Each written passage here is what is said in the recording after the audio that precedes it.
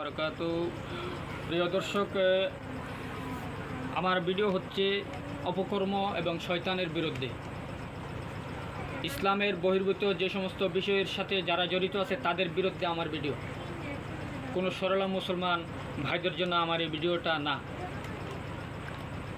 প্রিয় দর্শক, আসলেই রাসূল পাক সাল্লাল্লাহু আলাইহি ওয়াসাল্লাম জাদুবিদ্যা সম্পর্কে হাদিস শরীফে কী বলছেন? মুসনাদে আহমদ এবং মেশকাত শরীফের মধ্যে যে হাদিসে পাক আছে সেটার মধ্যে বলা হচ্ছে, আমার নবী বলছেন 3 শ্রেণীর লোক জান্নাতে যাবে না। এর মধ্যে 1 নম্বর হচ্ছে শরাব পানকারী, যারা মদ পান করে, মদ পান। কুফরি বিদ্যা যারা করে তারা মদকে হালাল বলে, তো এখানে তো এরা কাফের। নবীজির হাদিস অনুসারে এখানে এরা কাফের। নবী বলছে মদ পান করলে তুমি কখনো জান্নাতে যেতে পারবে না। আর কুফরি কালাম তান্ত্রিক যারা, এরা বলছে এটা হালাল। আর 2 নম্বর হচ্ছে আত্মীয়তার সম্পর্ক ছিন্নকারী।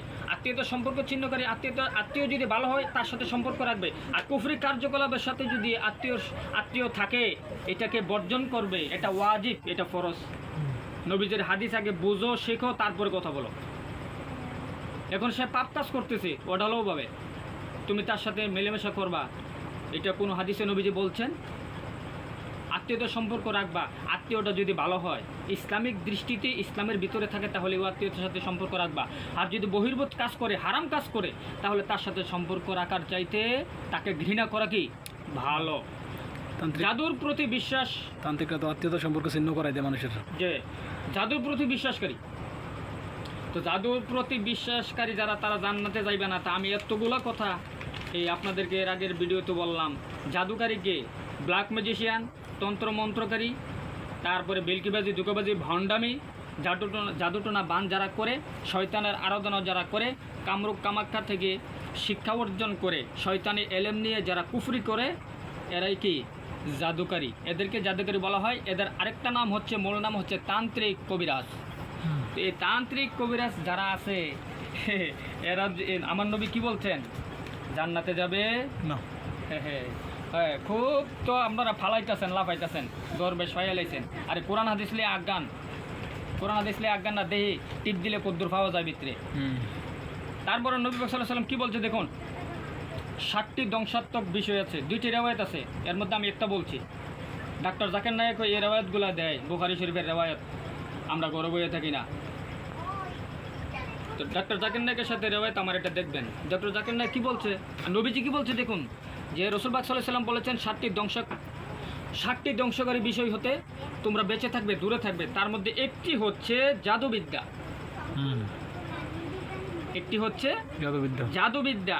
বুখারী শরীফ, মুসলিম শরীফ, মেশকাত শরীফ, 3টার মধ্যে এই হাদিসগুলো কি আছে।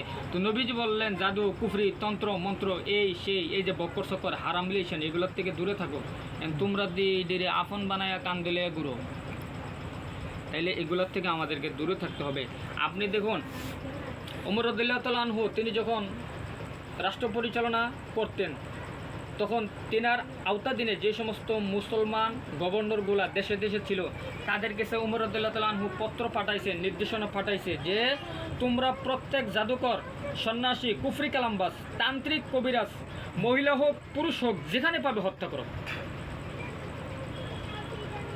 বুখারী, বাইহাকি শরীফের মধ্যে হাদিস পাক আছে। তাহলে আমরা আজকে কোনটা করতেছি?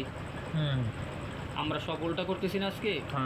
এই যে ফেসবুক, ইউটিউবে ভাইরাল বক্তারা এত বক্তব্য দিচ্ছেন এদের বিরুদ্ধে, এদের ব্যাপারে বক্তারা ভাইরাল ভিডিও অর্থাৎ বক্তব্য দিচ্ছে, কিন্তু এদেরকে চিনতেছে না।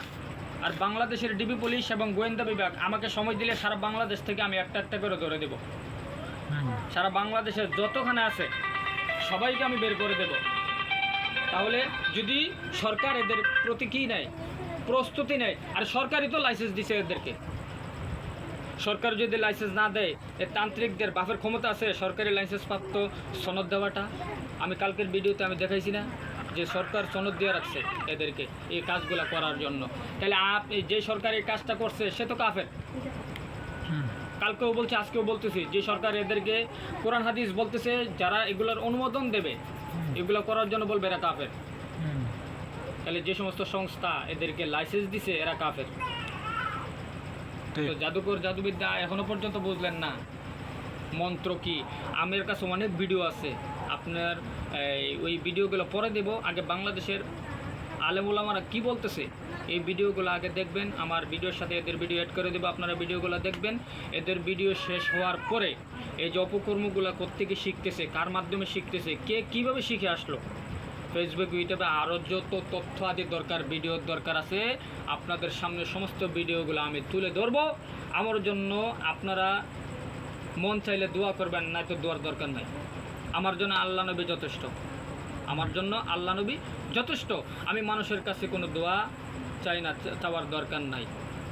চাই না এই জন্য যে অনেকে ভুল বুঝবে, অনেকে ভালো বুঝবে, যার কাছে ভালো লাগবে সে আমার জন্য দোয়া করবে। প্রিয় দর্শক, আপনারা এখান থেকে এই যে বিষয়গুলো বললাম এগুলো দেখবেন, এবং পাশাপাশি বাংলাদেশের আলেমদের বক্তব্য থাকবে, সেই বক্তব্যগুলো পর্যন্ত আপনারা দেখে অ্যানালাইসিস করবেন, গবেষণা করবেন, তাইলে আপনারা অনেক কিছু পেয়ে যাবেন। আপনারা দেখতে পাচ্ছেন না এই তান্ত্রিক কবিরাজি কুফরি কালামবাস, এই যে এই কাফেরের গুপ্তচর যারা, এদেরকে কিন্তু বাংলাদেশের বিভিন্ন মিডিয়া এদেরকে ধরতেছে, র্যাব ধরতেছে, পুলিশ ধরতেছে, ডিবি পুলিশ ধরতেছে। এই ভিডিওগুলো আপনাদের কাছে ছাড়বো। এতই যদি তোমরা ভালো তো ফালাও কেন আর ধরা খাও কেন? এত যদি ভালো হো ধরা খাও কেন? মানুষ তোমাদেরকে পিটাই কেন? তোমাদেরকে গ্রেফতার করে নিয়ে যাচ্ছে কেন? তোমাদের বিরুদ্ধে অপকর্মের কথা বলছে কেন? এই জন্য কুমিল্লার 4 জন কেমন আছো? সাবধানতা, 72 ঘন্টার আলটিমেটাম সময় দিলাম কুমিল্লার 4 জনকে। খবরদার, হুঁশিয়ার। আমার এলাকার যারা আছে এদেরকে মাটি দিবি, তোরা নিজেরা মাটি হয়ে যা, আর নয়তো তোদের কিন্তু অবস্থা গর্দান ফালাই দেওয়ার ব্যবস্থা করে দেবেন ইনশাআল্লাহ। সবাই ভালো থাকবেন, কুফরি মতবাদ থেকে দূরে থাকবেন। যারা এগুলো চিনেন না, জানেন না, তাদের জন্য আমার এই ভিডিওগুলো। সবাই ভালো থাকবেন। আসসালামু আলাইকুম ওয়া রাহমাতুল্লাহ। ওয়ালাইকুম আসসালাম।